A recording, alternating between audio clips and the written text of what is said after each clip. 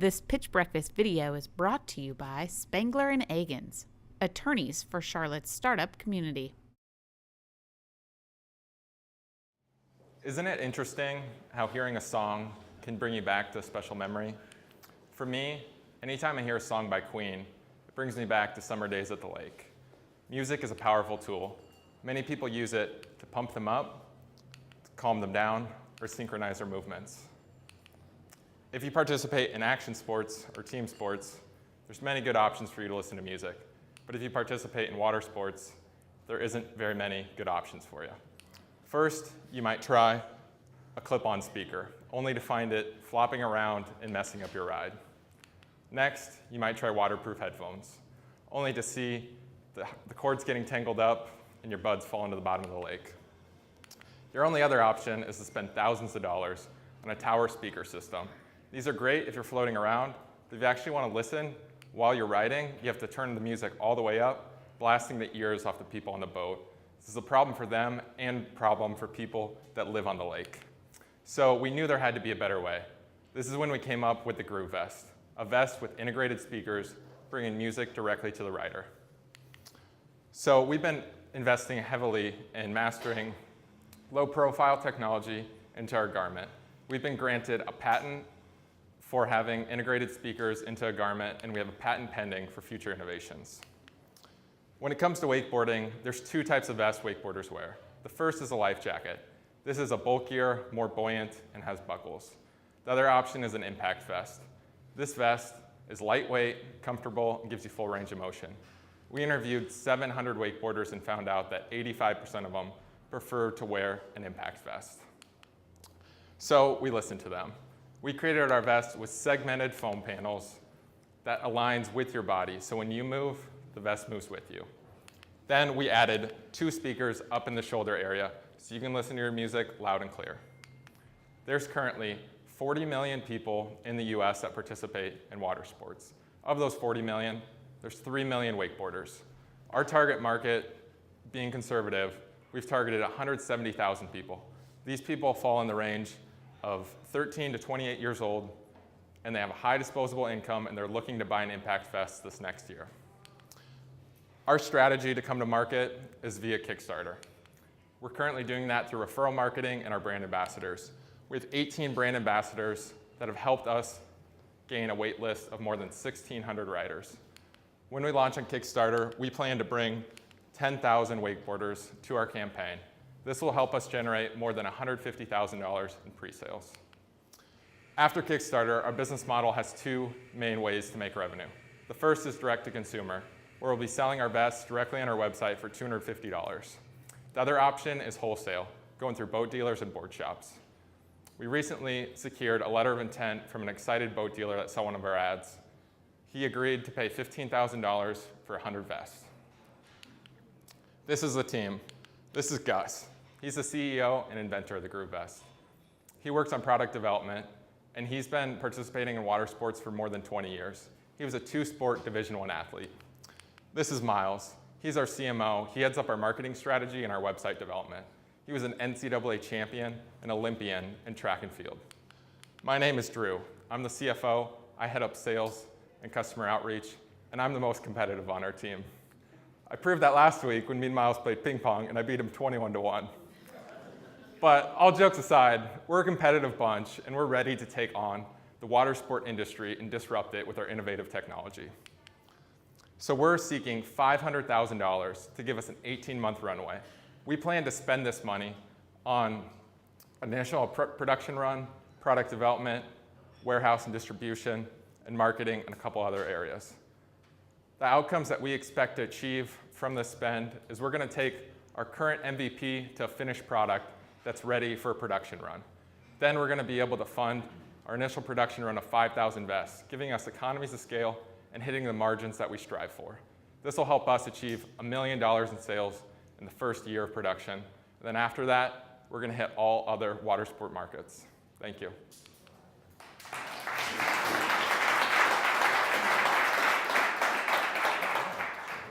So Drew, nice job. Your pitch told a story, which was great. A lot of pictures, not a lot of words. can picture yourself out in the water. I thought that was really good. And that's one heck of a tower speaker system that put. Yeah. You hit on all the points, and I'm glad you have a patent. So that was great. I like the fact that you interviewed 700 wakeboarders to get their feedback. It shows that you're not going build it and they will come, that you've actually gotten some market feedback, so that's all good. Similar to the last presentation, I want us to understand the cost side of things, and then I want to understand the manufacturing and supply chain. So where is the best being built? What's your cost? What's the whole cost side? Can you talk about that a little bit? Sure. So the cost is going to be right around $55, and we currently have a manufacturing partnership in Vietnam where they're ready to go and they can do pretty quick turnover. So we've been meeting with them. We have a foam supplier called Nautico. They're here in the U.S. and Minneapolis area that are going to be supplying that. And do you have any prototypes? Yeah. So we have a working prototype. We've been testing it with the Watersports. Bring the vest here. Pass it around. I think people would like to touch it. Yes. So our team is actually in different areas. So Gus is actually in Seattle, and he was meeting with Nautico just yesterday, bringing our vest. And he's got the vest. So he has the vest. Is the short answer. Yeah. Yes. But yeah, we've been prototype testing it with the wakeboard team and just getting feedback through that. $250 sounds like a lot. An expensive vest, and I understand it's got the built-in speakers and everything, but it sounds like you've got pretty hefty margin built in there. But I think at scale that it's going to be tough to get to scale at $250. It just sounds expensive to me for a retail price. And just to give you a little bit of background, so a typical impact vest, they retail for $120 to $180 currently. One of the boat dealers, the one that agreed to an LOI, I talked to him, and they have people buying $100,000 to $200,000 boats at their shop, so they're pretty price insensitive, and really they just want the next greatest thing. And he said that he was actually thinking $250 to $300 could actually be a reasonable range. So we actually are pretty comfortable with the $250 price. So it's back to where's your distribution? So let's say that you had the boat dealer where you could have your vest and you might be able to even customize and put, like, after production their logo on it, and then that's a different product than what you maybe sell online, and maybe you can sell a higher price point. But if you're doing something that's outside of that boat distribution channel, $199 would be likely perform very differently than $250, and that's something you can test, and I would be prepared to test that. It's something very easy today with like all these online modules. You can get pretty quick understanding. The other thing is Kickstarter can help you with that.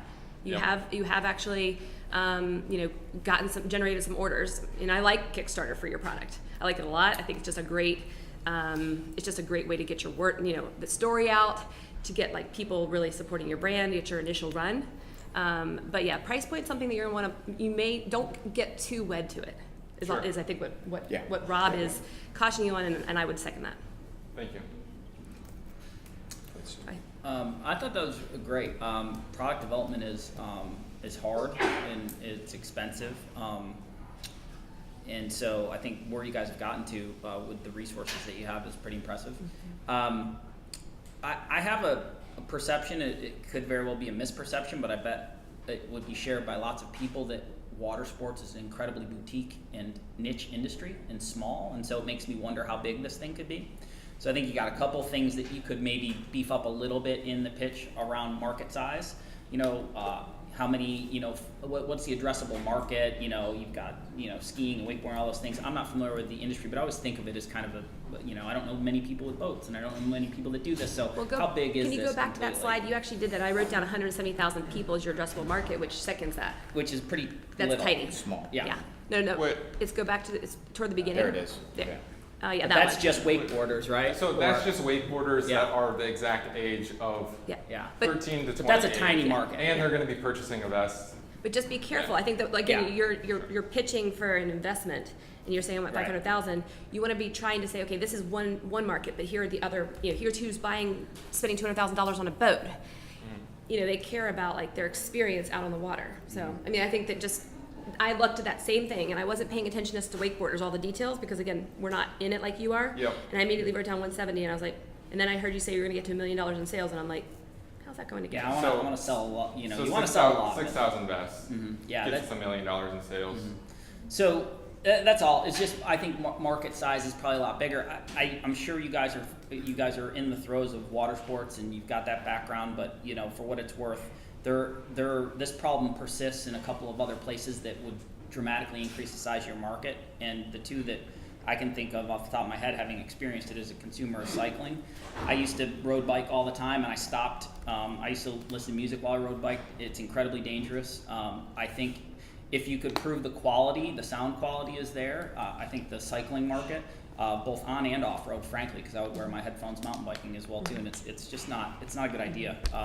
I think you also have an emerging market for wearable, you know, kind of stuff with scooters and everything else that's going on, where people are commuting to work on, you know, non-traditional ways, where it would be a hell of a lot safer for them not to have headphones on. And I do that myself. So whether you address the size of the market by saying this is how big all water sports are and it's global and it's this and that, or whether you say there's other places that our patent protects us and we could go, but I would just like to see a bigger market size definition. Sure. And to be clear, on our patent, it covers any garment. Good. With integrated speakers. That's so great. It's actually a really strong. That's a utility strong patent. that- I would Yeah. I would we can- emphasize that in the Yes. pitch. That we for can sure. branch Yeah. and either license in these other industries that we don't think we'll attack yet, or Yep. or go into them ourselves. Yeah, that's Very if you're trying to get important. money, having a primary addressable market and a secondary market that you could attack through royalties and licensing and that kind of thing is a really compelling thing to kind of bring out in the pitch. So based on Steve's feedback, create a slide that just talks about adjacent markets. He's given you Yeah. a couple of those, but that expands that market size. All of a sudden it tells a bigger story that, hey, if we're successful with a wearable for wakeboarding, we could go to cycling, we could go to scooters, whatever. Yeah. That opens it up for the investor. Yeah, I like that you're focused, because sometimes when you develop a product, it's like, oh my gosh, I'm going to sell to everyone in the world, and that's Yeah. not what you're doing. So good job. So stay Being focused, very laser absolutely. focused, I think that's really good. But as an investor, you're trying to still sell the pie. You know, there's Sure. the big opportunity. So sure. so yeah, if you have another slide there, but I don't want you to take our feedback that we're not glad that you're very focused. Yeah, focus on a specific. operationally, but sell on a the specific- vision. Yes, that's right. Yeah. Sell the vision, but focus operationally. That's a good way to say it. And can you go back to the, like, you're asking for 500,000? Yeah, I can go back to that slide.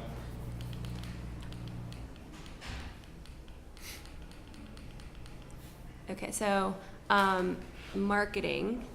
So this is just to get you this is just your first phase. Primarily you're using Kickstarter. Yeah. So we would piggyback off the. So is that your Kickstarter, Kickstarter top of ask production. 500,000, or do you want to raise 500,000 in addition to your Kickstarter It's efforts? 500,000. No, we want to raise. We want to see around a 500,000. Okay. And then through Kickstarter, we think we'll get at least $150,000 in pre-orders through that. Okay. I would just, again, of the 500,000, I would be maybe asking for more and increasing the marketing number. Sure. Yeah. So Which Miles, our CMO, he actually has some connections in the marketing industry. So we're planning on getting kind of a discounted rate compared to. yeah, 90,000 still isn't a Okay. lot of Yeah. money. So Yeah. and then go back to you had your margin where you're selling online, and it says you have a 74% profit margin. Yeah. That is not including any acquisition costs. So you just have to, I'm guessing, like, you have your Correct. cost is 55, you're selling it for 250. Whenever you're looking at online, you generated that interest somewhere else. And so you need to be thinking about the fact that you don't really have a 74% profit margin. People are not just all of a sudden going to Groove Watersports. Is it groovewatersports.com? Yep.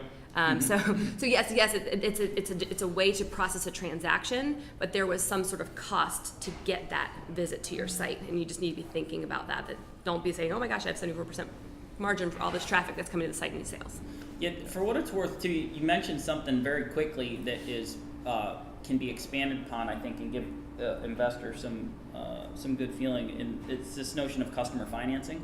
It's to be this early in the phase and have a commitment from a boat distributor, I guess, or seller. So customer financing can be one of the least dilutive things you do in terms of equity. And so as an investor, I would say, okay, they've got a good chance of raising money on Kickstarter. They've got a good chance of a seed round. They have customer interest and commitments, and that could be replicated multiple times. So it gives you a sense that you're creating, with a relatively minimal amount of capital, a fairly long operational runway, which makes people feel good about putting the money in. So maybe there's a little something to talk about how you could make that customer financing relationship repeatable as well too. Yeah, definitely. All right, Groove Motorsports.